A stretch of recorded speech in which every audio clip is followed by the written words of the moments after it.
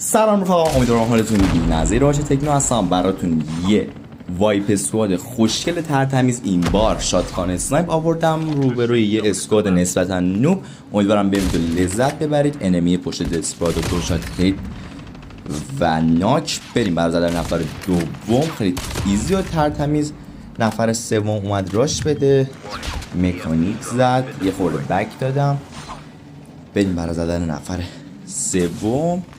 یه دمیج ریز از این ور، یه نینجا به سمت بالا، یه شات اینجا زدم دمیج شد، یه خورده رفتم جلوتر و اینم ناکی سوم.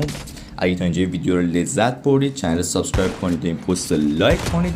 نفر چهارم اینا هی خودشون رو ریوایو میکردن، دوباره میومدن جلو، ما هم مشکلی نداریم، مجددا میزنیم. و نفر آخر دوباره خودش رو بلند کرده. اگه لذت بردید سابسکرایب کردن چنل یادتون نره.